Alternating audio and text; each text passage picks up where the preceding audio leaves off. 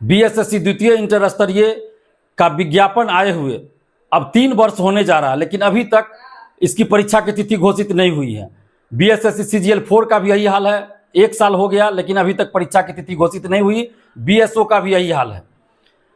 और संविदा वेटेज भी लाया गया। संविदा वेटेज ईमानदार, मेधावी, बेरोजगार युवाओं के लिए बहुत ही नुकसानदेह है। अगर संविदा वेटेज नहीं हटाया जाता है तो जो मेधावी, ईमानदार युवा हैं उनको बहुत दिक्कत होने जा रही है। इसलिए संविदा वेटेज तो हटना ही चाहिए, क्योंकि संविदा वेटेज धांधली सेटिंग का नया सुरक्षित रास्ता है। इसलिए संविदा वेटेज तो एकदम हटना ही चाहिए। और बीएसएससी एग्जाम डेट भी जल्द घोषित करे। अभी बीएसएससी का कुछ लंबे समय से अस्थायी अध्यक्ष ही कोई नहीं थे। कुछ वर्षों से बीएसएससी का कोई अस्थायी अध्यक्ष ही नहीं था।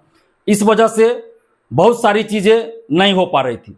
लेकिन जब हम लोगों ने आंदोलन की बात कही कि बीएसएससी एग्जाम डेट घोषित करें, नहीं तो अब हम लोग आंदोलन करेंगे, और हम लोग बहुत प्रयास इंटरनल कर रहे थे कि बीएसएससी का अस्थायी अध्यक्ष नियुक्त किया जाए, क्योंकि जब तक बीएसएससी का अस्थायी अध्यक्ष नहीं कोई होगा तो फिर बीएसएससी में सही से कोई काम नहीं हो पाएगा और कोई भी बड़ा काम नहीं हो पाएगा। तो अब सरकार ने बीएसएससी का अस्थायी अध्यक्ष नियुक्त कर दिया है, तो ये एक अच्छी बात है, एक अच्छी शुरुआत है बीएसएससी के लिए। और अभी शोभा अहोतकर जी को बीएसएससी का नया अध्यक्ष, अस्थायी अध्यक्ष बनाया गया है। शोभा अहोतकर जी एक ईमानदार पदाधिकारी रही हैं, आईपीएस रही हैं और जुझारू हैं। इसके अलावे कड़क मिजाज की भी मानी जाती हैं। और जब वो दरभंगा की एसपी थी, उस समय हम मैट्रिक में थे, दरभंगा की एसपी बनकर वो आई थी, उस समय से उनके बारे में हम जानते हैं। तो एक अच्छी शुरुआत कह सकते हैं बीएसएससी के लिए हुई है। तो हम लोग अभी बीएसएससी की जो अध्यक्ष बनी है शोभा अहोतकर जी, इनको अभी मेरे ख्याल से भर्ती प्रक्रिया के बारे में ज़्यादा कुछ जानकारी नहीं होगा, क्योंकि ये कभी भी किसी भर्ती आयोग में नहीं रही हैं। तो इसलिए इनको अभी बीएसएससी के बारे में, भर्ती प्रक्रिया के बारे में 10-15 दिन समझने में तो ज़रूर लगेगा। ये सच्चाई है, इससे कोई भी इनकार नहीं कर सकता। तो 10-12 दिन हम लोग देखते हैं, 4-5 दिन तो हो चुका है, 10-12 दिन हम लोग देखते हैं कि ये सभी प्रक्रियाओं को समझ लें, बीएसएससी में क्या कैसे हो रहा है, सब चीज़ को वो जान लें। और इसी बीच हम प्रयास करेंगे कि बीएसएससी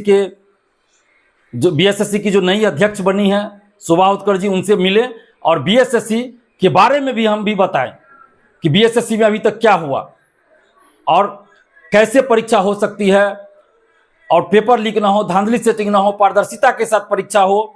ये सारे मुद्दों को उनके सामने रखेंगे। और हम लोगों का मकसद सिर्फ ये नहीं है कि परीक्षा का डेट घोषित हो जाए। सिर्फ परीक्षा का डेट घोषित होने से कुछ नहीं होगा। परीक्षा का डेट घोषित हो जाए, परीक्षा भी हो जाए और पेपर लीक हो जाए, तो धांधली सेटिंग हो जाए, तो फिर परीक्षा का कोई मतलब नहीं रह जाएगा। इसलिए हमारी कोशिश है कि पूरी पारदर्शिता के साथ परीक्षा हो, धांधली सेटिंग ना हो, पेपर लीक ना हो और 3 महीना के अंदर परीक्षा भी हो जाए। तो ये हमारी कोशिश है और इसके लिए हम प्रयास कर रहे हैं। और पारदर्शिता का मतलब ओएमआर शीट की कार्बन कॉपी और क्वेश्चन बुकलेट परीक्षा समाप्ति के बाद परीक्षार्थियों को मिलना चाहिए।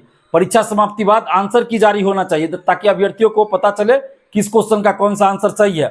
और रिजल्ट के साथ ही कट ऑफ सभी का मार्क्स जारी होना चाहिए। तो इन सब चीज़ों के लिए हम लोग प्रयास कर रहे हैं।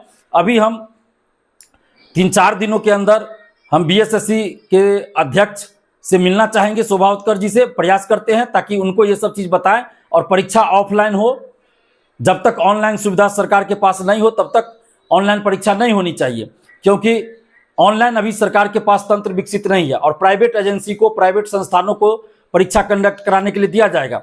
कई ऑनलाइन सेंटर ऐसे हैं जो धांधली सेटिंग, पेपर लीक में संलिप्त पाए गए, उन पर एफआईआर भी दर्ज है। तो ऐसी परिस्थिति में वैसे सेंटरों पर परीक्षा होगी तो पेपर लीक, धांधली सेटिंग तो होना ही है। तो इसलिए कदाचार मुक्त परीक्षा हो और अच्छे तरह से परीक्षा हो, इसके लिए जरूरी है अभी ऑफलाइन परीक्षा हो, जब तक कि सरकार के पास ऑनलाइन सुविधा उपलब्ध खुद का न हो जाए।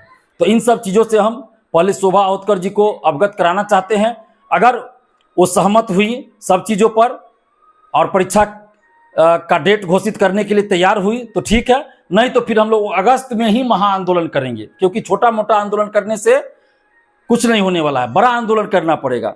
तो अगस्त में ही, जब भी हो अगस्त में ही आंदोलन करेंगे बीएसएससी के लिए। तो आप जितने भी बीएसएससी के अभ्यर्थी हैं, आप सब एकजुट रहिए और जब भी आंदोलन का आह्वान करेंगे उस डेट पे आप लोग जरूर आइएगा। धन्यवाद। जय